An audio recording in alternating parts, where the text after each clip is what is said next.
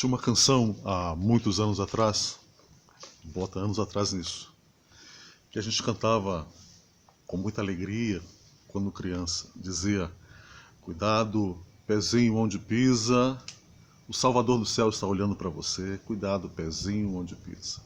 Cuidado, mãozinha onde toca, o Salvador no céu está olhando para você. Cuidado, mãozinha onde toca. Cuidado, ouvido o que ouve, o Salvador no céu está olhando para você. Cuidado, ouvido o que ouve. Cuidado, boquinha o que fala.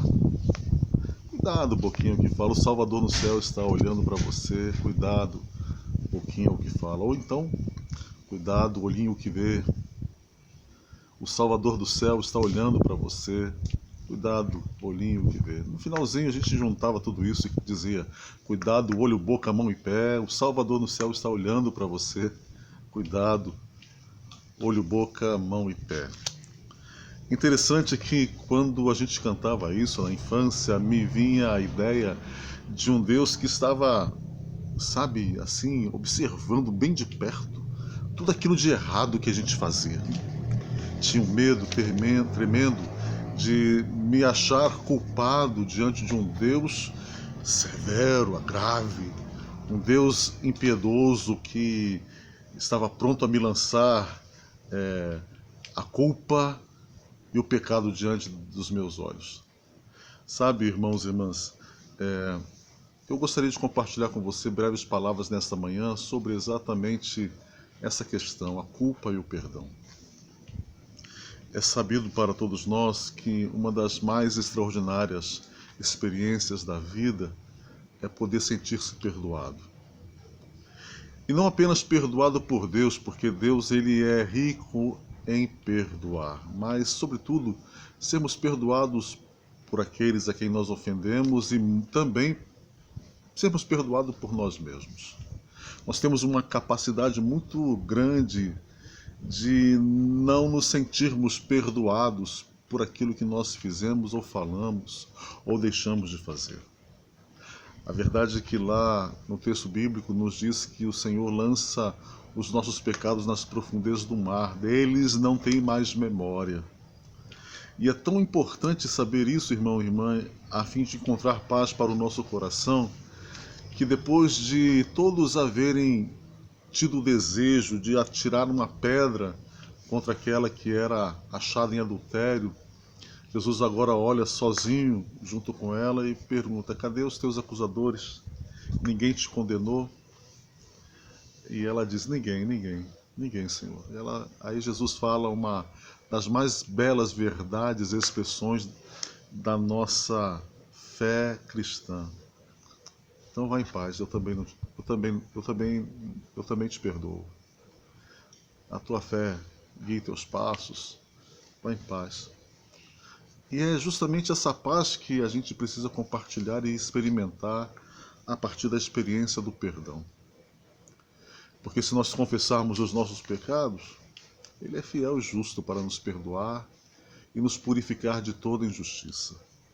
Imagine você, meu querido e minha querida, você que me ouve através desse vídeo. Imagine um homem que era segundo o coração de Deus depois de ter pecado tão gravemente, não apenas por prostituir o lar de uma outra pessoa, não apenas depois de adulterar com uma mulher, ele também tentou matar e foi até o final nesse intento daquele que era o marido desta esposa. Diante desse confronto e desta realidade, Natã, o profeta, vai inquiri-lo, vai desafiá-lo, correndo o risco de morte, porque afinal de contas ele era o rei, senhor da vida, senhor da morte. Natã coloca o dedo no nariz dele dizendo: olha, você pecou. Dentro dessa realidade do sentimento de culpa também nasce o sentimento de arrependimento e a necessidade do perdão. O jovem rei Davi, então, olhando para Deus e olhando para si, declara: Senhor, não me retires o teu Santo Espírito. Eu pequei contra ti. Sabe, irmãos e irmãs, nós precisamos entender que na nossa caminhada, na nossa vivência, na nossa experiência de fé, nós temos um Deus galardoador, perdoador, rico em misericórdia. Ele nos perdoa. Então não precisamos nos sentir culpados por aquilo que Ele já nos perdoou. Não precisamos nos sentir derrotados pela vitória que Ele já nos deu na cruz. Afinal de contas, sabemos muito bem que onde abundou o pecado, superabundou a graça. Onde existia a miséria e a dor, onde veio a vergonha, Ele nos libertou de tudo isso, pagando um preço por nós, nos dando uma nova vida e uma nova experiência de fé. Eu gostaria de compartilhar com você uma historinha que explica muito bem essa questão da culpa e do perdão diante dos olhos de Deus. Conta uma velha história que resume bem, eu acho que resume melhor do que qualquer outra que eu já ouvi. Fala de um homem que se envolveu com um padrão de comportamento pecaminoso a ponto de não mais se importar com as suas consequências. Quantas vezes aquele homem confessou esse pecado desprezível a Deus, prometendo que nunca mais o repetiria. E agora estava ele novamente confessando a mesma coisa, dizendo: Senhor, estou morrendo de vergonha. Tenho feito essa mesma coisa vez após outra. Eu confesso a Ti e prometo que nunca mais farei isso de novo. Por favor, Senhor, perdoa-me. E dos céus chegam então as seguintes palavras: Eu te perdoo. Tudo está esquecido.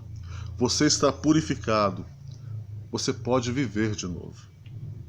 Aquele homem então, sentindo-se maravilhosamente livre, afinal de contas Deus o havia perdoado, o que mais ele podia pedir durante aquela tarde?